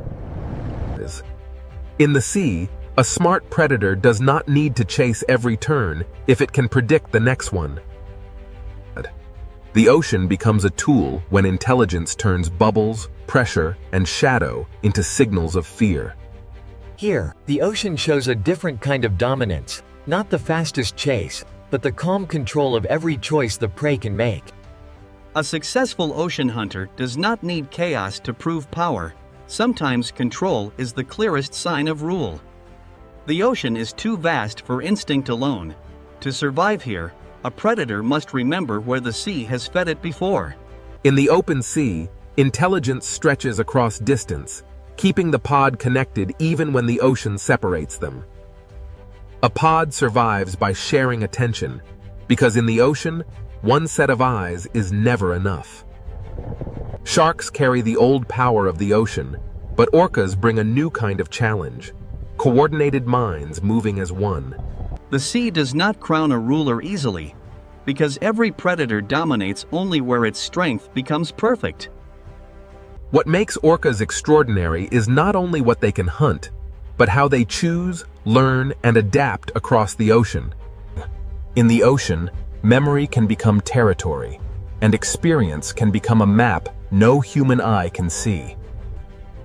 The greatest hunters in the sea do not only react to the ocean, they anticipate it. When intelligence meets landscape, the ocean floor itself becomes part of the hunt. In the sea, a smart predator lets the ocean do part of the work. Even when prey escapes, the lesson remains, because every hunt teaches the pod more about the sea. To look at an orca in the ocean is to see power joined with awareness, strength guided by relationship. Their world is not silent to them. The ocean is filled with signals we can barely imagine. The ocean has shown us speed, senses, and strength, but intelligence may be the force that connects them all. But even the smartest hunters of the sea do not rule every depth of the ocean. Below the pod, the ocean changes again, and intelligence must give way to darkness, pressure, and strange forms of survival. The ocean's most intelligent hunters have shown their power, but the sea still hides predators that rule by secrecy. If orcas challenge the ocean with intelligence, the next hunters challenge it with patience, camouflage, and life in darkness. The search for the creature that rules the sea now descends into the hidden ocean, where the strangest hunters wait in silence. After traveling through speed, teeth, intelligence, and darkness, the ocean leaves us with one question: who truly rules the sea? The answer is not hidden in one place, because the ocean itself is made of many worlds. In the deep sea, survival belongs to patience, camouflage, and forms of life shaped by pressure. Some ocean predators rule by remaining unseen, holding power in the places where sunlight never reaches. But the ocean is not only darkness. Above the deep, another kind of power waits in the open blue. In the open sea, speed can rule the moment, because the ocean gives no shelter to the slow. The speed hunters command the chase, but even they cannot rule every depth, every reef, and every darkness of the sea. Speed is one answer to the ocean, but it is an answer that must be repeated every day. Then come the sharks, predators whose power is not only speed, but time itself. Sharks have survived by becoming almost perfectly matched to the ocean's demands. From reefs to open water, sharks shape where life moves, hides, and feeds in the sea. A shark can change the ocean without striking, because every creature understands what its shape means. Sharks are not a single answer. They are many ocean solutions refined across millions of years. But if sharks are the ancient power of the sea, orcas challenge the ocean with something different. Orcas bring intelligence, memory, and teamwork into the ocean's struggle for power. Their strength is not held in one body, but in the knowledge shared through the pod. In open water, orcas can turn the sea itself into a trap. Where many predators chase, orcas calculate, and that makes them one of the strongest contenders for the ocean's crown. Their power is not only in what they hunt, but in how carefully they choose each movement. The sea does not offer one simple throne, because every layer rewards a different kind of hunter. To rule the ocean completely, a creature would need to master speed, strength, patience, senses, darkness, and cooperation all at once. On the reef, the ruler may not be the largest, but the one that knows every shadow and escape route. On the seafloor, power belongs to those that understand vibration, scent, and the quiet language of sand. In the open ocean, the ruler of one moment may be the creature that reaches the prey first. But even the fastest hunter depends on the ocean's currents, because the sea decides where life will concentrate. When night enters the ocean, vision loses power, and the sea gives advantage to those that can hunt through darkness. In darkness, the ocean belongs to creatures that can turn uncertainty into survival. In the deep sea, the question of rule becomes harder, because the strongest hunters are often the least visible. Here, power may belong to the creature that waits longest and spends the least. The ocean has shown us that dominance is not one thing. It changes with depth, light, current, and hunger. The sea is not ruled like a kingdom on land. It is ruled in moments, zones, and strategies. Every predator shapes the ocean, but none stands outside the balance that supports it. The sea survives because predators prevent weakness from becoming collapse, keeping life moving through the system. Fear is part of the ocean, but so is renewal, because every hunt returns energy to the sea. If one creature comes closest to ruling the sea, the orca stands among the strongest answers. With strength, strategy, family, and intelligence, orcas combine many forms of ocean power into one living force. Yet even the orca cannot rule every trench, every reef, every current, and every darkness of the sea. Perhaps the true ruler is not one creature, but the ocean itself, shaping every hunter that tries to survive within it. The sea creates speed in one place, patience in another, intelligence in another, and mystery in the deepest dark. For the small creatures of the ocean, the ruler is whichever predator appears in the next shadow. Every decision in the ocean is shaped by risk, and every risk is shaped by the hunters waiting beyond sight. The ocean does not need one ruler to remain powerful. It is powerful because every layer has its own master.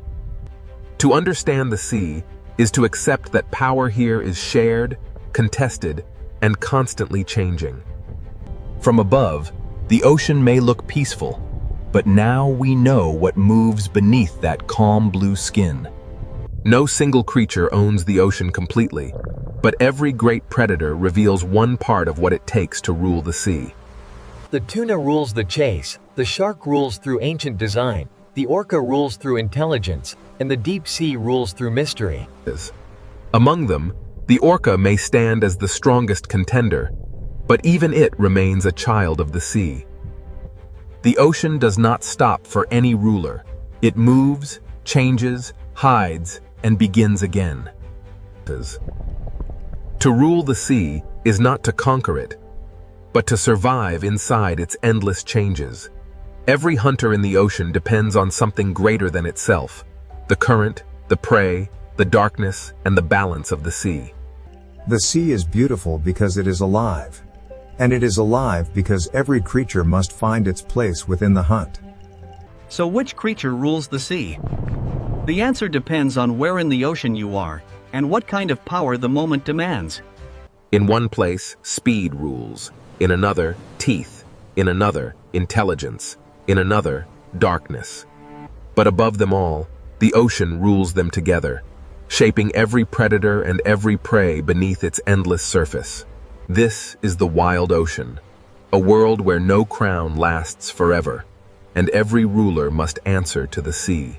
From above, the ocean seems peaceful, but beneath this endless sea lies a wild kingdom ruled by hunters.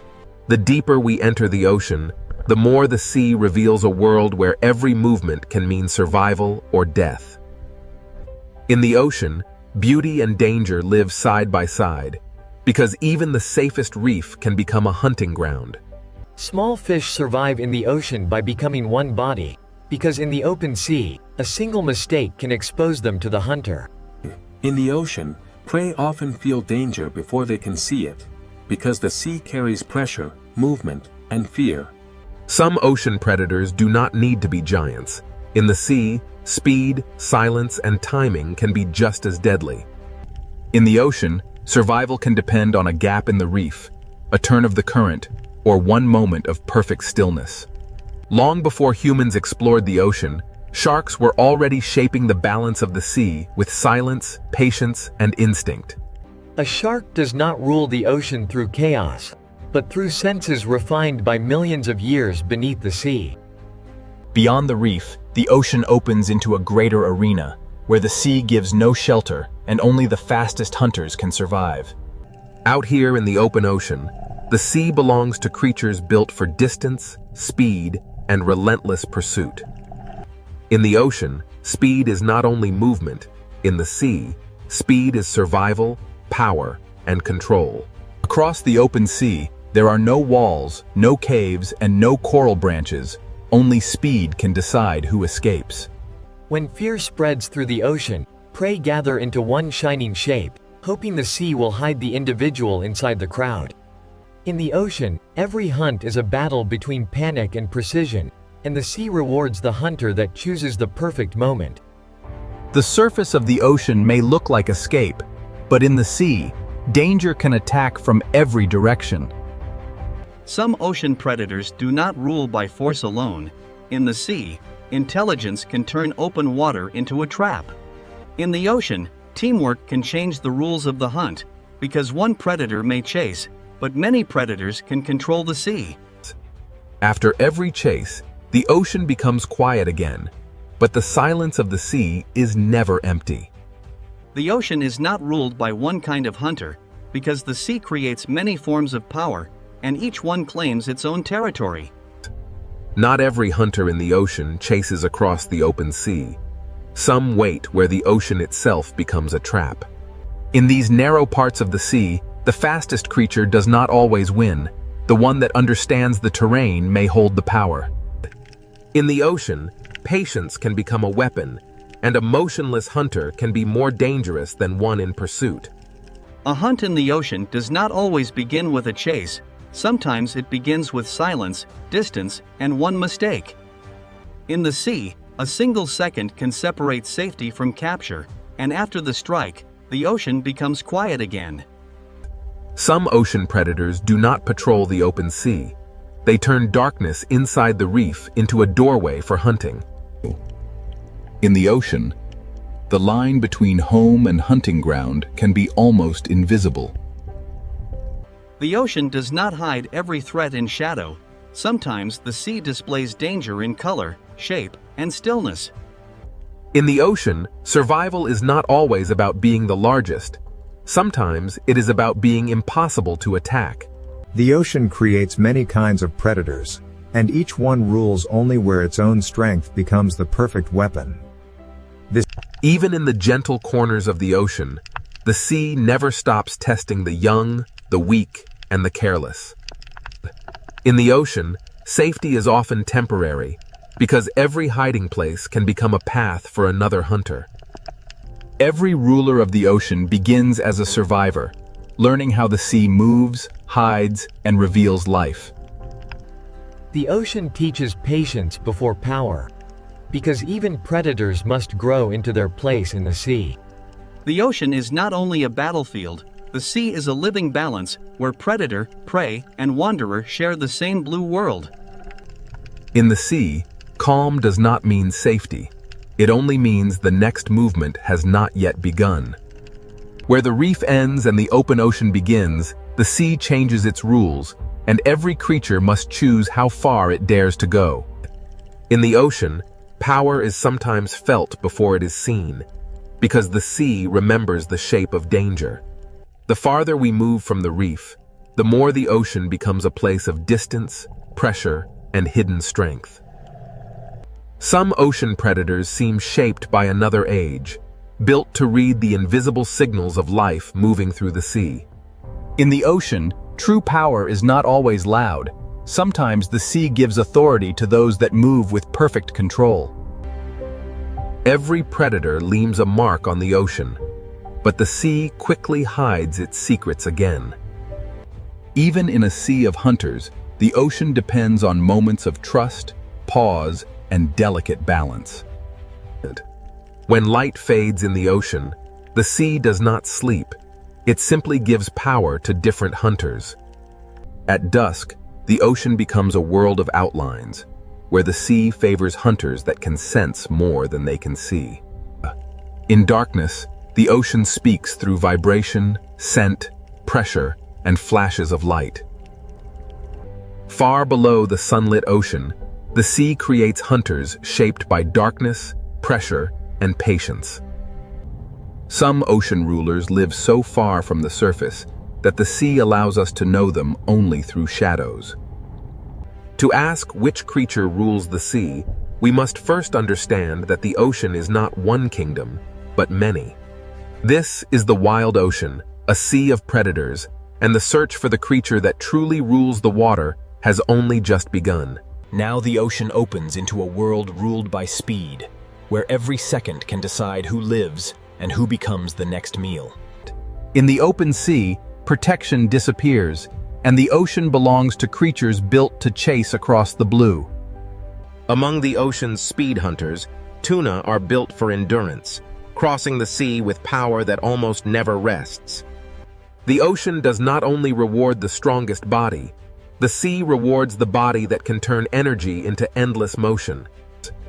In the ocean, speed becomes strategy when many hunters move as one force through the sea. When prey gather in the ocean, the sea turns fear into shape, and every predator searches for the weakest opening. In the open ocean, a bait ball is not safety. It is a signal that the hunt has entered its most dangerous stage. The ocean measures speed not only by how fast a hunter moves, but by how quickly it can change direction when the prey changes the story. But the sea has many kinds of speed, and some ocean hunters are designed to strike alone. A sailfish moves through the ocean like a blade of speed, turning the sea itself into a path of attack.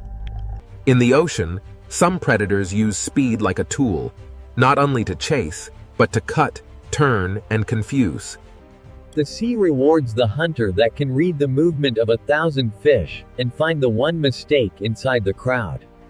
In the open ocean, escape is not a place, escape is a direction, and the hunter must close that direction before the prey finds it. Beyond the flash of the sailfish, the ocean holds another kind of speed, heavier, colder, and more explosive. The mako shark is one of the Kaio pure speed hunters, built to turn muscle into explosive motion beneath the sea. In the ocean, speed without control is wasted, and the true hunter must move fast and decide faster.